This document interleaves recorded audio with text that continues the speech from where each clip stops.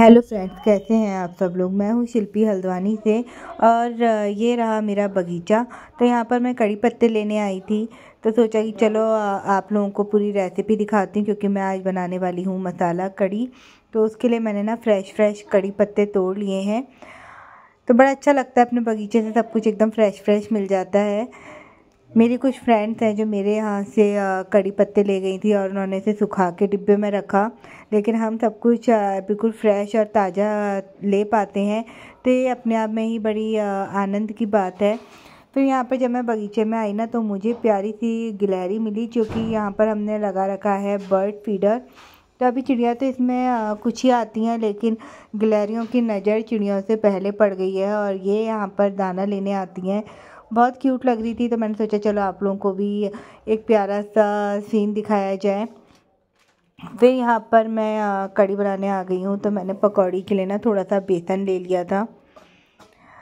तो बेसन में हम बेसिक मसाले डालेंगे, जैसे कि लाल मिर्च है, थोड़ी सी हल्दी है और थोड़ी सी हींग है, नमक है।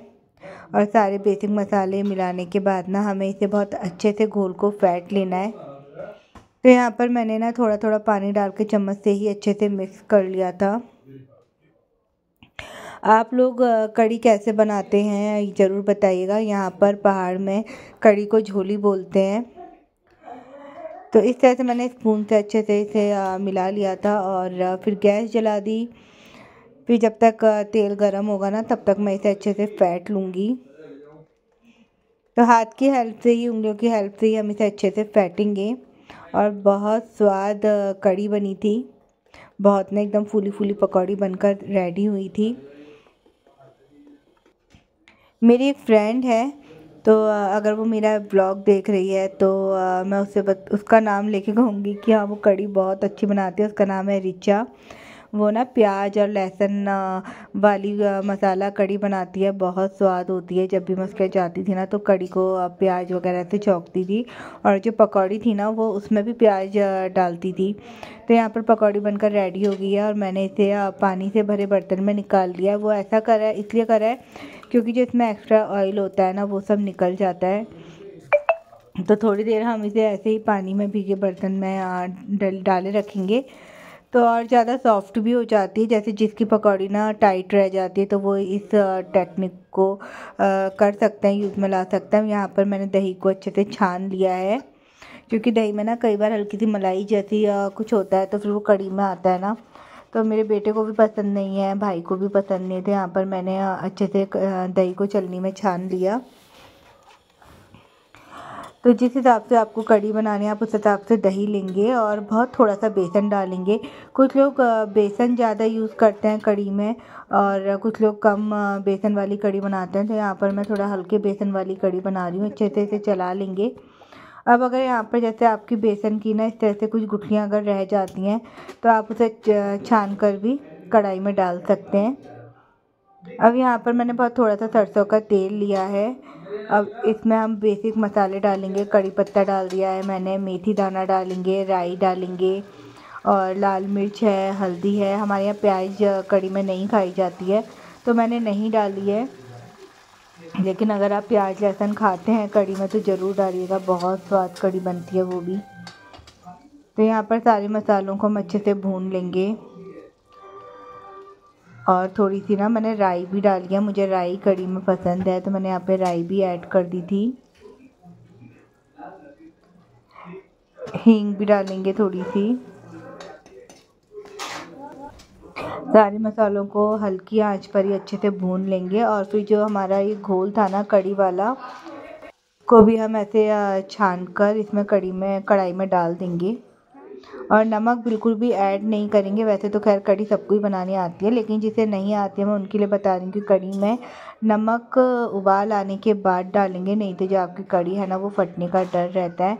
और गैस को हम फुल कर देंगे और इसे उबाल आने तक हमें चलाते रहना है, छोड़ना बिल्कुल भी नहीं है। तो इस तरह हमें चलाते रहेंगे।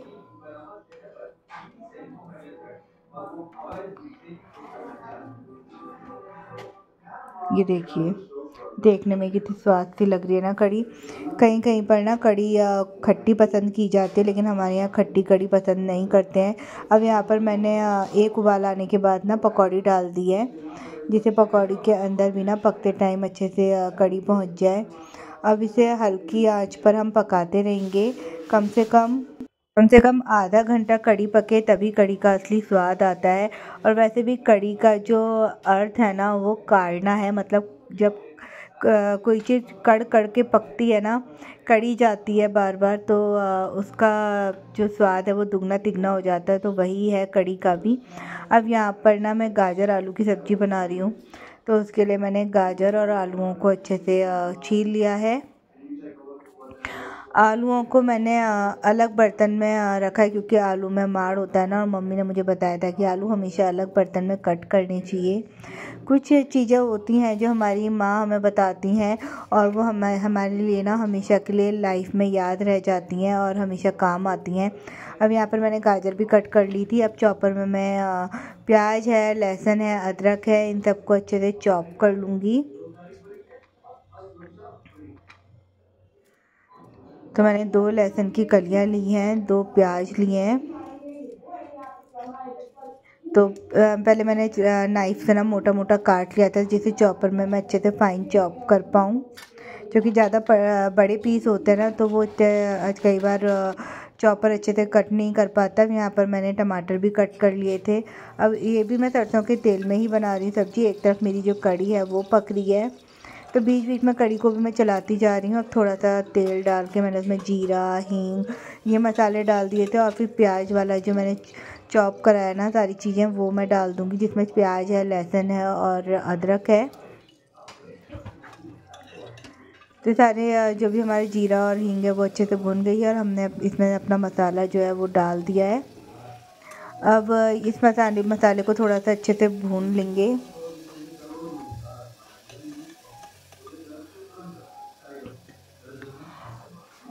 तो दूसरी तरफ मेरा ध्यान कड़ी की तरफ भी था कि कड़ी अच्छे से पक जाए।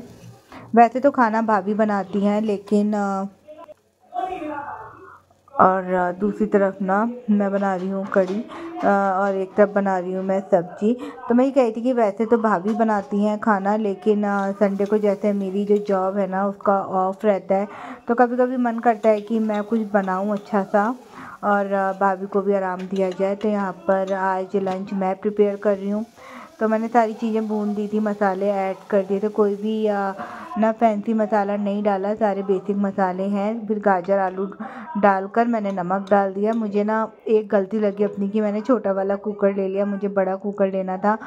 फिर खाना रेडी हो गया था, उसके बाद मैं भी तैयार हो गई थी। फिर बेटे ने कहा कि आज मेरी साइकिल वॉश करनी है, क्योंकि बहुत दिन से ना साइकिल ऐसी खड़ी थी और इसमें हवा नहीं थी, जाले वाले लग गए थे। तो मैंने उसकी साइकिल वॉश करी अच्छे से। साइकिल की भी हालत खस्ता हो रही है। इसके बाद हम शाम को इसमें हवा भरवाने जाएंगे।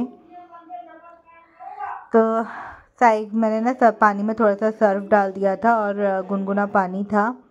और जिस चीज़ से मैं साफ़ कर रही हूँ ये आपने पहचान ही लिया होगा, ये है तोरई वाला स्क्रब, जो हमें अपने गार्डन से ही मिला था। यहाँ पर इसका ये स्कूटर भी है, इसको भी मैं वॉश करूँगी। बहुत अच्छे से ये चला पाता है, नहीं तो बच्चे जल्दी से चला नहीं पाते, लेकिन बहुत अच्छे से इसे हैंडल कर लेता है। तो हम बगीचे में बैठ के ही, सामने भैया बैठे हैं, भाभी बैठी हैं, हम सब बगीचे में बैठ के ही हंसी मजाक करते जा रहे थे। और ना आज धूप के साथ साथ हवा बहुत चल रही थी, ठंडा बहुत है। आपकी तरफ कैसा है मौसम, ज़रूर बताइएगा। ऐसे काम भी ना जब साथ में सब बैठे होते हैं तो कितनी आसानी से हो जाता है, नहीं तो बड़ा बोरिंग लगता है। तो यहाँ पर अच्छे से मैंने सर्फ से इसे धो दिया था, और उसके बाद पानी से अच्छे से वॉश करने के बाद धूप में थोड़ी देर रख दिया, क्योंकि पानी पड़ने के बाद ना मुझे ये भी लग रहा था कि कहीं जाम ना हो जाए इसके ब्रेक वगैरह। फिर यहाँ पर चूल्हे में थोड़ी बहुत आग रह गई थी, तो भाभी भून रही हैं आलू। तो ना ऐसे चूल्हे पर भुने हुए आलूओं को ना अगर आप चटनी के साथ खाएं, चटनी भी कुछ चटपटी होनी चाहिए, तो बहुत स्वाद लगता है।